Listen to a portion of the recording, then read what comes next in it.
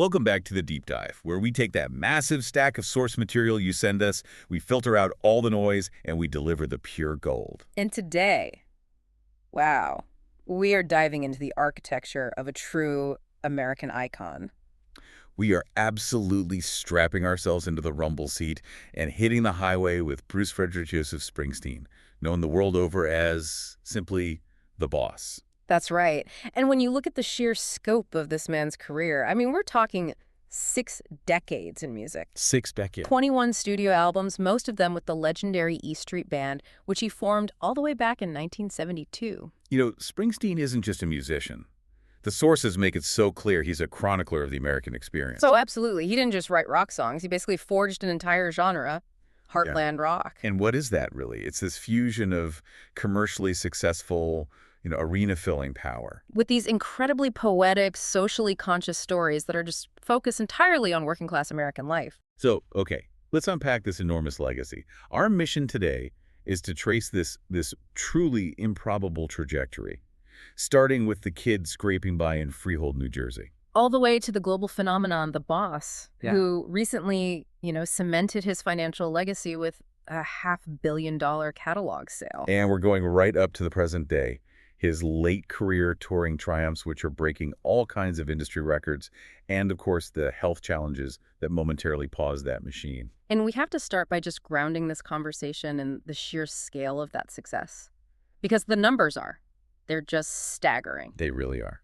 They prove the universality of his storytelling. We're talking about an artist who has sold over 140 million records worldwide. That puts him in some very, very elite company. Among the best-selling artists in music history. And his trophy cabinet, it's just overflowing. 20 Grammy Awards, an Academy Award, 2 Golden Globes. And even a special Tony Award for his Broadway show. But, what really defines his modern status, I think, isn't the records he sold 30 years ago. It's that road warrior endurance. Yes. His touring figures are just mind-boggling, and this is where the material gets so interesting. The data shows that thanks to his ongoing 2023-2025 tour, the current one, he is now one of only 5 artists in history to have grossed over $2.3 billion in touring revenue. That is an unbelievable figure. And, that doesn't happen unless you are delivering something extraordinary every single night. Right. It speaks to this legendary reputation he has for these energetic concerts, these marathon performances, some of which famously clock in at over 4 hours long. 4 hours. He is giving the audience their money's worth and then some, creating what he and so many critics call a communion. A communion. I like that. Yeah. So we've established the icon, but to understand the raw emotional fuel that powers a 4-hour communion, you have to look at the source material. You have to go all the way back to the beginning. Back to Long Branch, New Jersey, September 23rd, 1949. That's where it starts. His early home life in Freehold, New Jersey it was characterized by this deep financial and emotional strain. And that really became the foundation, the bedrock of his lifelong lyrical focus. Absolutely.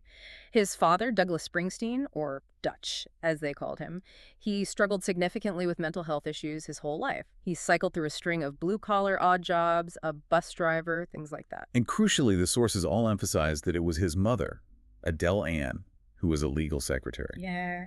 She was the undeniable rock. The family's main breadwinner. Exactly. And that dynamic, the often absent, struggling, or emotionally distant father figure, juxtaposed with this bedrock mother, that is the central relationship that influences narrative themes for decades. Yeah. It's all over albums like Darkness on the Edge of Town in Nebraska. It is. It's that tension between aspiration and the grim reality of manual labor. Yeah. And intertwined with all of that tension was his strict Catholic upbringing in Freehold. He attended St. Rose of Lima Catholic School, and he often joked about, clashing with the nuns. He did. But that rebellious streak was matched by this really internal, deep spiritual search. And that's where we really need to dive deeper into the analysis, because this isn't just a biographical detail. It's the artistic engine. Right. He later stated really clearly that his Catholic ethos, not a specific political ideology, gave him a very active spiritual life. It's the framework, isn't it? The guilt, the sin, the redemption, the search for salvation that underpins so much of his greatest work. If you listen to songs like Adam Raised a Cain or The Promised Land, they aren't just rock songs, they're like hymns. They're secular gospels. That's a great way to put it. The language of faith, the promised land, the river, the darkness, it's all derived from that Catholic vocabulary. He even jokingly, but I think insightfully, added that the upbringing made it very difficult sexually. Of course. That classic tension between the sacred and the profane, right? Right. The struggle against earthly temptation becomes a core component of the genre he defined. It really does. And yet, the inspiration to channel that spiritual struggle into rock and roll was, well, it was pure, unadulterated American popular culture. The Ed Sullivan Show. The turning point. Seeing Elvis Presley on the Ed Sullivan Show in 1956 or 57, that was the initial electric jolt. Which leads to the great first guitar saga, which, I mean, it's a story that perfectly illustrates the impatience and the immediate dedication that defines his work ethic. Yeah, he first rented a guitar from Mike Deal's Music for $6 a week. And quit almost immediately because, as he put it, it lacked instant gratification. He needed that immediate reward, but the instrument demanded work.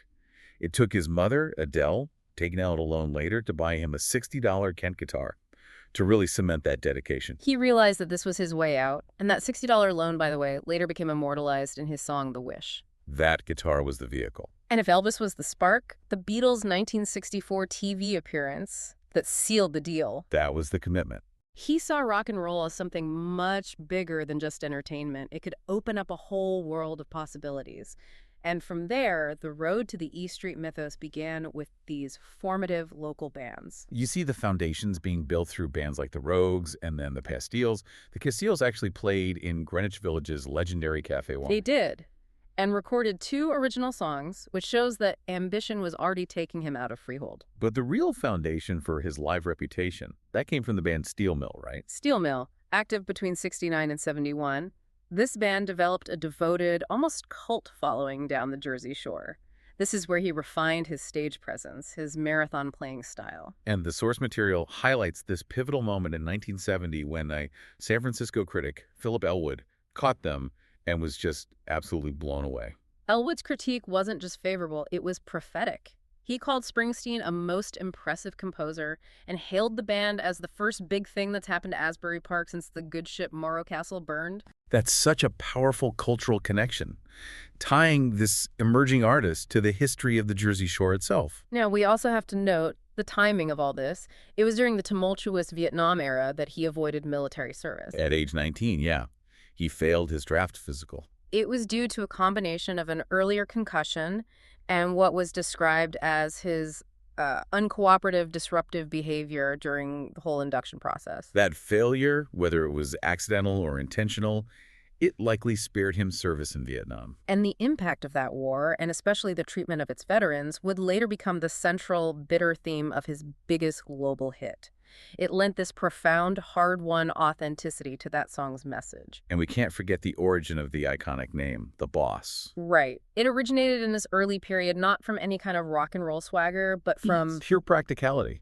Board games. Exactly. The myth is less dramatic than the reality. He was just the one who collected the nightly pay from the club owners and then distributed it among the bandmates. Hence, The Boss. And it was also reportedly linked to these intense games of Monopoly he played with other Jersey Shore musicians, where he was supposedly merciless at collecting rent. It's a surprisingly mundane origin for a name that would come to symbolize the ultimate American rock and roll ideal. But it was his unique, dense, verbose songwriting skills that was the real ticket. And those talents caught the attention of managers and eventually led to a career-defining audition with the legendary Columbia Records talent scout, John Hammond. The very man who had discovered and signed Bob Dylan a decade earlier. And that's the ultimate thematic bridge, isn't it? Being signed by the man who signed Dylan immediately created these expectations that Springsteen then spent the next 5 years trying to both fulfill and destroy. The moment he signed with Columbia, he was instantly saddled with that new Dylan label. But his initial foray into the major label world was a study in paradox, right? Critical validation versus a total commercial struggle. His first 2 albums, Greetings from Asbury Park, New Jersey in '73, and The Wild, The Innocent, and The E Street Shuffle later that year, they were critically lauded. Yeah, reinforcing those Dylan comparisons because of the poetic, sprawling lyrics in songs like blinded by the light. But sales, minimal. He just wasn't connecting with the broader public yet. And what's critical to analyze here is the rapid evolution of the E Street Band sound on that second album, The Wild, the Innocent. Right. They immediately moved away from that folkier sound that brought the Dylan comparisons. They leaned so heavily into a much grittier rhythm and blues and jazz-inflected vibe. It was sprawling, romantic, ambitious, weaving these cinematic tales of teenage street life and escape like 4th of July, Asbury Park, Sandy, and the iconic high-energy closer Rosalita Come Out Tonight. And that song is just a staple. It remains his 9th most played song in concert to this day. But the real inflection point, the moment the future of rock was declared, came in 1974. Jon Landau. Critic Jon Landau saw him play at the Harvard Square Theater and delivered one of the most famous, career-altering lines in rock history. I saw a rock and roll future, and its name is Bruce Springsteen. That review wasn't just praise, it was prophecy. It became a self-fulfilling prophecy because Landau quickly went from journalist to friend, then to co-producer and manager. And it set the stage for the creation of his undisputed masterpiece, Born to Run, in 1975. And here's where we really need to slow down and dig into the detail, because the creation of Born to Run was, according to all the sources, a near-total disaster. A desperate, last-ditch effort at a commercially viable record. The stakes could not have been higher for him. He was trying to achieve something unprecedented. Yeah. A sound that was both huge and deeply intimate. He was obsessively striving for what he called a wall of sound production, similar to Phil Spector's legendary work, but, applied to rock and roll storytelling. So for you listening, we need to explain what that wall of sound means in this context. It's not just layering instruments. No. It's the concept of taking hundreds of separate instrumental tracks, guitars, keyboards, percussion, and blending them through heavy reverb and mixing until they sound like this massive single monolithic wave of emotion. It was designed to create an almost overwhelming emotional density. And that obsession is why the recording process became so protracted and painful. The album took over 14 months to record. And they spent a grueling 6 months just perfecting the title track alone. Just on Born to Run. Springsteen admitted he was constantly battling anger and frustration because he could hear these elaborate, dense sounds in his head that he lacked the technical vocabulary to explain to the engineer. And he was wrestling with 2 different producers who held opposing views on the direction of the record, which just added to the tension. You have to imagine the sheer pressure on this young artist trying to define himself while his record company is watching the calendar very, very nervously. But out of that chaos came a crucial, legendary collaboration. Right. During the recording of 10th Avenue Freeze-Out, Springsteen and Roy Bittan just couldn't nail the horn parts. And Steven Van Zandt, who was just hanging around the studio as a friend. He improvised the parts on the spot for the players. It was instant magic. He officially joined the E Street Band shortly thereafter, cementing that classic lineup. And that moment of inspired chaos, it leads us to the peak of the intensity. After the marathon recording, Springsteen heard the initial acetate mix. And he was so completely furious that the source material says he threw it into a hotel swimming pool. You have to step back and ask, why? If he's the chronicler of the working man, how does he reconcile that with such a dramatic, artistic tantrum? He was contemplating scrapping the entire 14-month project. He wanted to re-record it live. Jon Landau had to physically intervene to calm him down and convince him the album was a masterpiece, not a failure. It speaks to a deep insecurity, that relentless pursuit of perfection that really makes him the boss. Absolutely. Imagine rock history without that album because of a mastering tantrum. It's crazy to think about. Thankfully, it survived. Born to Run just catapulted him to worldwide fame, peaked at number 3 on the Billboard chart, eventually went 7 times platinum. But that worldwide fame came with an instant, suffocating media frenzy. In October 1975, he made history. He became the first artist to appear on the covers of both Newsweek and Time in the same week. And the critical backlash was immediate and brutal. Yeah, the press suddenly turned. They started questioning if he was for real or just a contrived product of record company promotion. The narrative shifted overnight. And the criticism clearly stung him. When the band arrived in London for their first concerts outside North America, the sources say Springsteen personally tore down promotional posters in the lobby of the Hammersmith Odeon. He wasn't just interested in being famous, he was desperately fighting for his legitimacy as an artist against the very machine that was creating him. That struggle for legitimacy continued into the next phase of his career, starting with a pretty significant setback.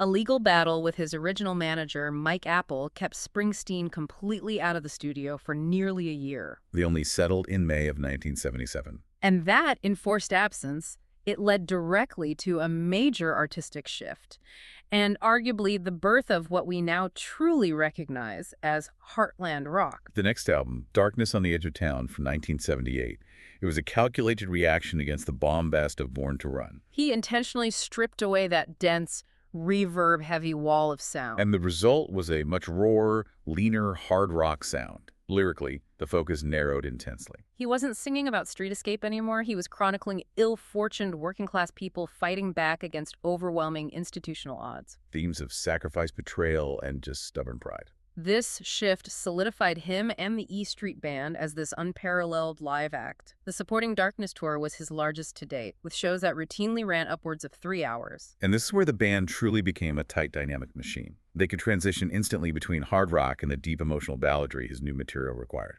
But here's the fascinating contradiction of this period. While he was so laser-focused on refining his raw, working-class rock identity, he was simultaneously functioning as a hit machine for other artists? It's proof that the commercial instincts he deployed on Born to Run were still razor-sharp. Manfred Mann's Earth Band took his song Blinded by the Light to #1 in the U.S. in '77. And Patti Smith, the godmother of punk, she scored a #13 hit with Because the Night in '78. Right, adding her own poetic lyrics to his arrangement.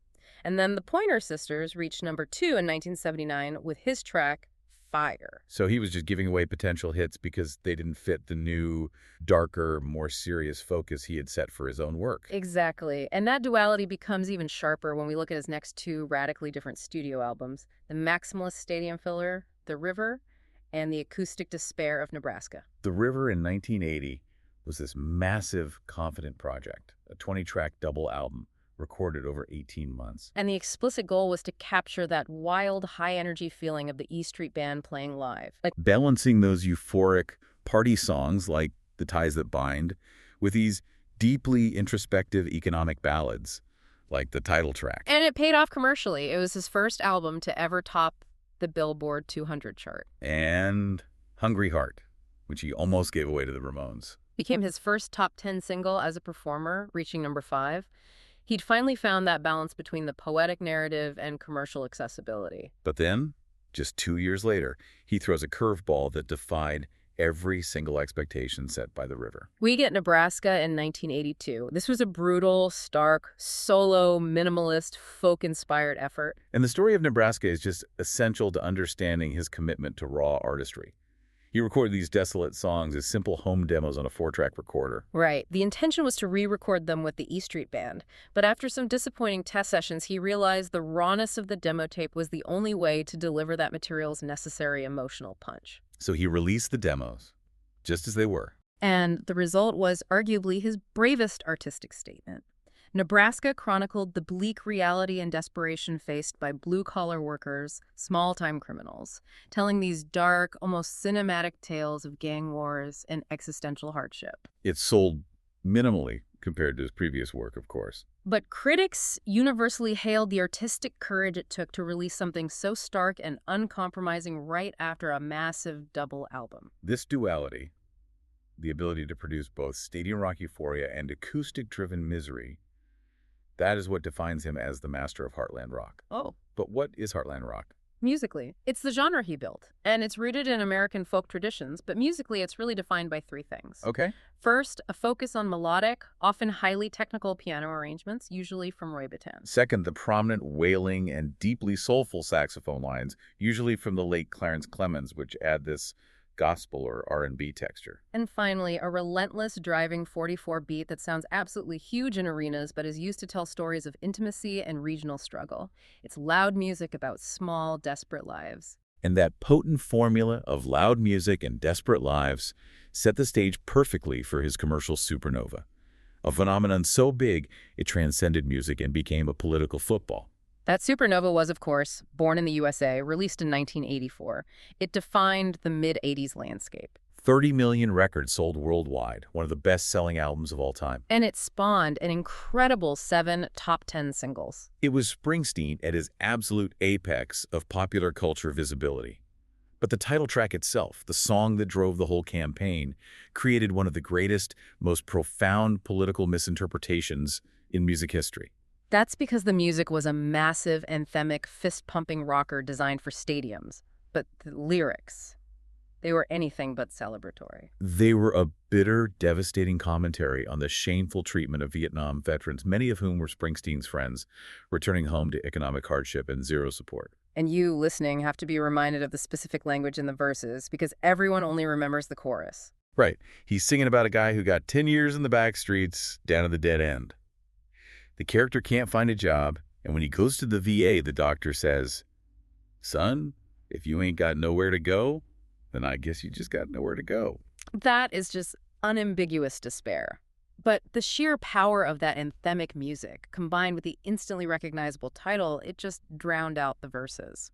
The American public universally misinterpreted it as a purely patriotic rallying cry. It became the anthem of the common man, whether that man was struggling or not. And the misinterpretation reached the highest political office in the country. Conservative columnist George Will initially praised Springsteen's work ethic and the song's perceived patriotism. And then President Ronald Reagan seized on this narrative, mentioning Springsteen at a 1984 campaign rally in Hamilton, New Jersey, specifically citing him as embodying hope and the American spirit. The audacity of that appropriation, it demanded a response. And Springsteen delivered one that was immediate and masterful. 2 nights later, at a concert in Pittsburgh, he directly addressed Reagan's comments. He joked on stage that the president probably hadn't listened to the bleakness of the Nebraska album before playing the politically charged song Johnny 99, a track that graphically discusses closing factories and economic despair. It was a rapid-fire, perfect clarification of his unwavering stance as a chronicler of the marginalized, not a cheerleader for the status quo. And beyond the politics, the album just completely dominated pop culture. Dancing in the Dark peaked at #2. And provided a launch pad for the career of a young actress named Courtney Cox, who famously danced on stage with him in the video. And you get more proof of his commercial instincts during this time. He originally wrote the track Cover Me for Donna Summer, but his record company insisted it was too strong to give away. So he kept it for the album and wrote the song Protection for her instead. His market saturation became unprecedented. In 1985, all 7 of his studio albums simultaneously appeared on the UK albums chart, the first time any artist had ever done that.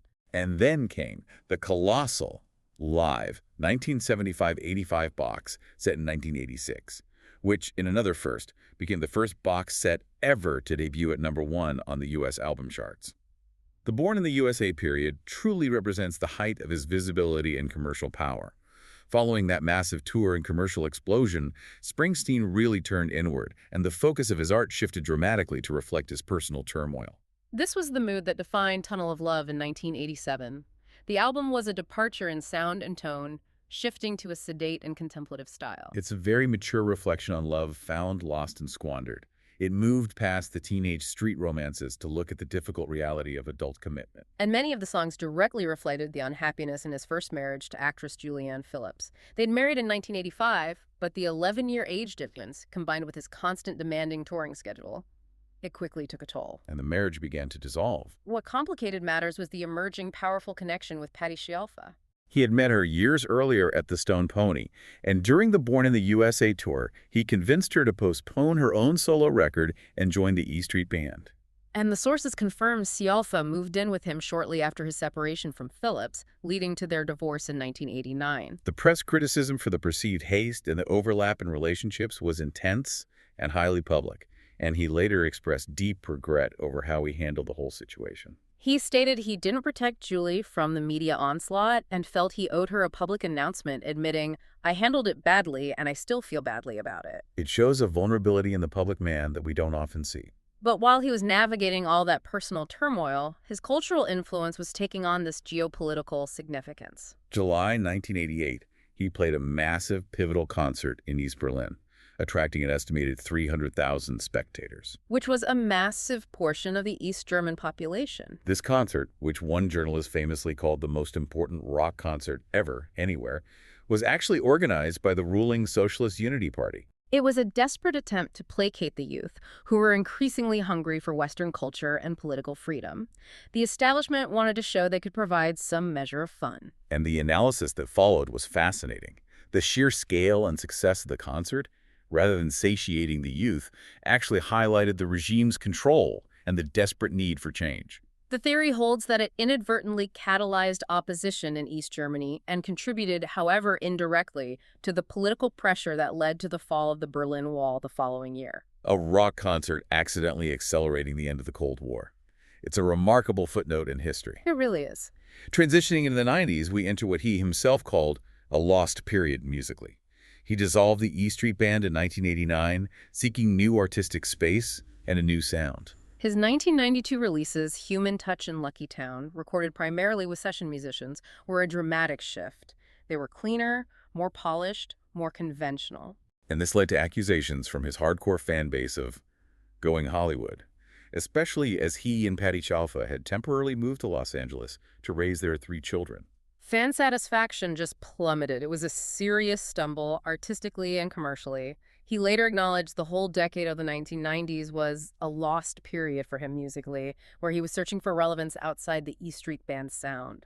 Luckily, a major career boost came from an outside project that reaffirmed his status as a serious American storyteller. In 1994, he won an Academy Award for Streets of Philadelphia, written for the film Philadelphia, dealing with the AIDS crisis. The song's video is still fascinating today for its technical innovation.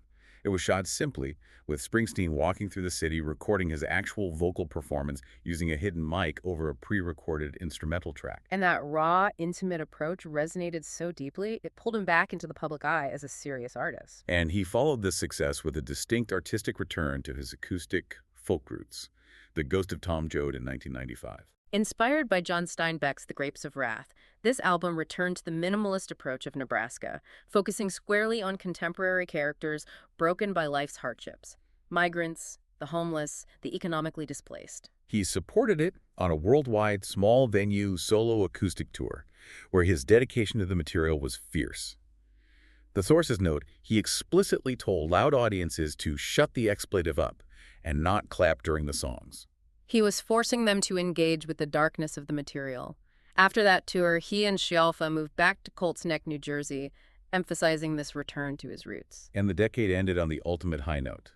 He reunited the E Street Band in 1999 for the massively successful reunion tour. Officially ending that lost period, he was inducted into the Rock and Roll Hall of Fame in 1999 by Bono, who perfectly encapsulated his role in rock history. And his political edge remained razor sharp. The song American Skin, 41 Shots, about the controversial police shooting of Amadou Diallo, proved very controversial. Which showed his commitment to social commentary was totally intact as the new millennium began. Moving into the modern era, the tragedy of 9/11 really redefined Springsteen's role.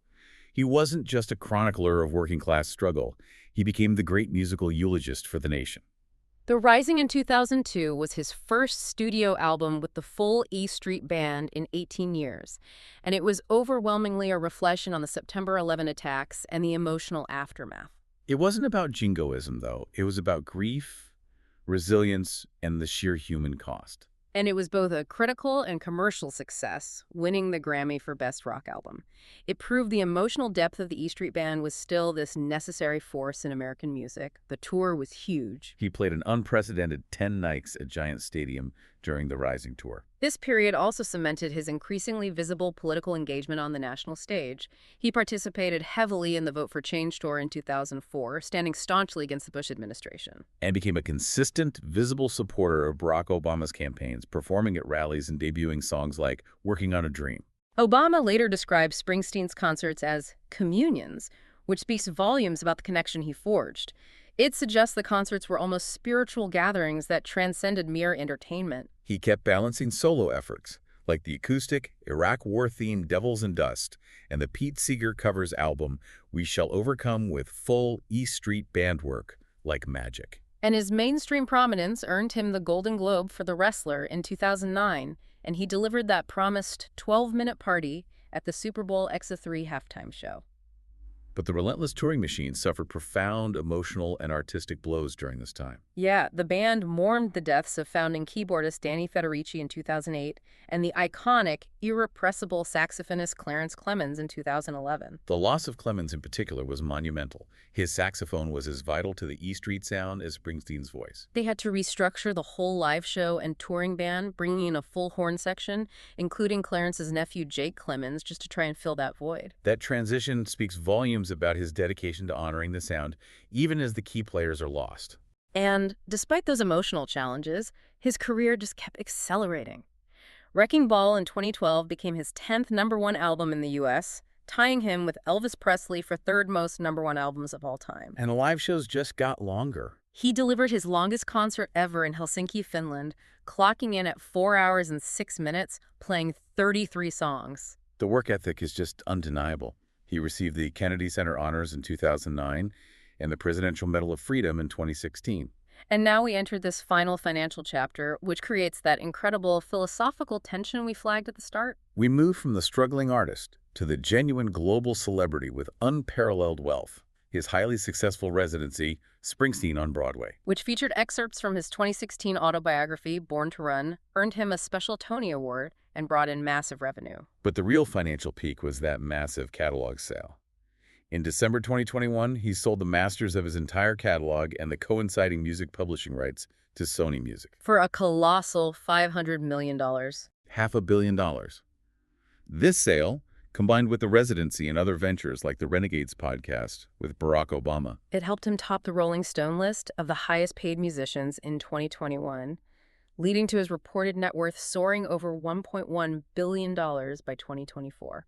And I have to pause here. This is the moment where you, listening, have to hold those two figures in tension. The poet of economic despair who wrote Nebraska. And the billionaire who just sold the rights to that despair for $500 million. It's the ultimate expression of the American dream, but how does that wealth reflect back on the man who defines his art as measuring the distance between the American dream and American reality? It's a huge question, and the answer seems to be found in his dedication to the work. Despite this immense wealth, he maintains an impressive fitness routine, even into his 70s. Right. Running up to 6 miles, lifting weights, mostly adhering to a vegetarian diet. He is physically committed to maintaining the machinery required for those 4-hour shows. However, this touring dedication did come up against a significant health challenge. In September 2023, he had to postpone 29 shows on the current tour. That was due to ongoing treatment for peptic ulcer disease. It was a major headline, highlighting the vulnerability of the seemingly tireless boss. But despite the health hiccup, the touring success remains astronomical, proving his current relevance. The 2023-2025 tour is the highest-grossing tour of his entire career, bringing in close to $730 million worldwide. This tour alone cemented his place as one of just 5 artists ever to gross over $2.3 billion in touring. And looking ahead, the music continues apace. He confirmed in a June 2025 interview with Rolling Stone that a new solo album is completed and due in 2026. And Only the Strong Survive, Volume 2, his follow-up covers album, is also completed. And crucially, he denied persistent rumors of a farewell tour, stating explicitly that he hopes to be on stage performing in his 90s. He conceded that while the E Street Band's future is finite due to age and loss, his own performing is not. The stage for him remains the essential place of work. We also have to detail his continuous, sometimes highly controversial political activism, which has continued right up to the present day. He remains a staunch supporter of Democratic candidates, endorsing Biden and Harris in recent years, and his criticism of Donald Trump has been particularly outspoken. He referred to Trump as the con man from Queens and a threat to our democracy back in 2020. That escalated recently.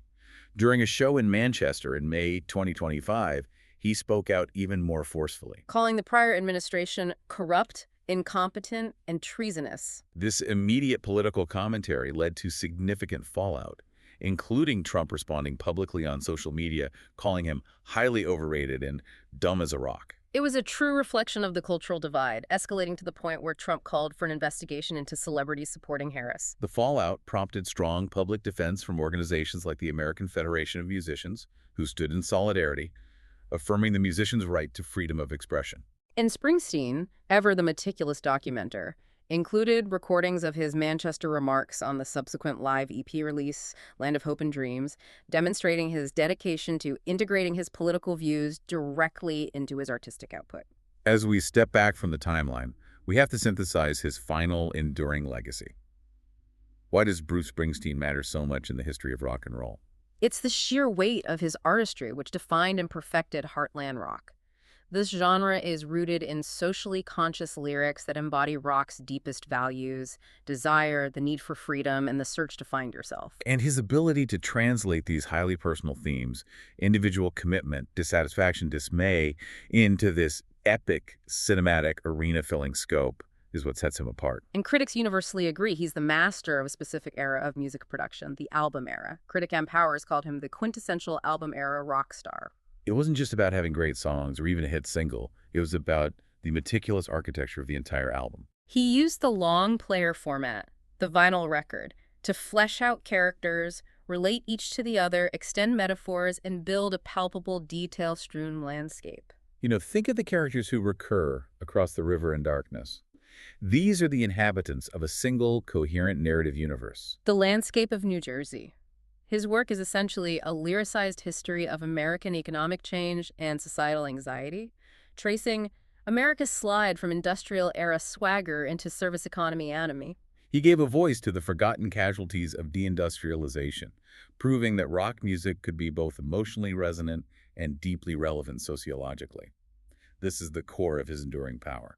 And his official rankings confirm this. Rolling Stone listed him as the 77th greatest singer of all time in 2023 and 23rd on their 100 greatest artists of all time in 2010. Describing him simply as the embodiment of rock and roll. And for those of you who want the academic deep dive, you should know that the Bruce Springsteen Special Collection houses almost 1,000 academic items about him. More dedicated scholarship than exists anywhere else, proving the intellectual gravity of his work. And to balance the icon status, we have to throw in a couple of quirky but telling details. Okay. Despite being the embodiment of hard-driving, stage-stomping, 4-hour rock, his bandmate, Steven Van Zandt, confirmed that Springsteen has avoided hard drugs his entire life.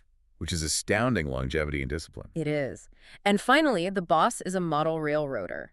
He collects and runs HO-scale model trains. Proving that even rock gods need a focused, low-key hobby to contrast with the arena chaos. So we've traced the evolution of Bruce Springsteen from the alienated Catholic high school kid in Freehold and the frustrated artist who threw his masterpiece into a swimming pool. All the way to the billionaire who defines the American rock narrative. His continued ability to find relevance lies in continually returning to those themes of commitment and struggle, despite achieving the ultimate version of the dream. And that's the tension you, the learner, should carry away with you. Springsteen famously spent the first 40 years of his career measuring the distance between the American dream and American reality. But now, he has demonstrably achieved the ultimate version of that American dream, a billion-dollar net worth, lifetime touring success, universal acclaim. And yet, he still insists he will never quit touring. He confirms a new solo album is completed and due in 2026.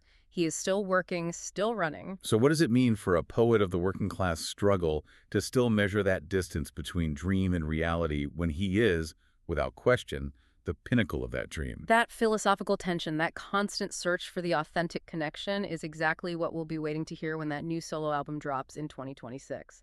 The struggle, it seems, never truly ends, even for the boss.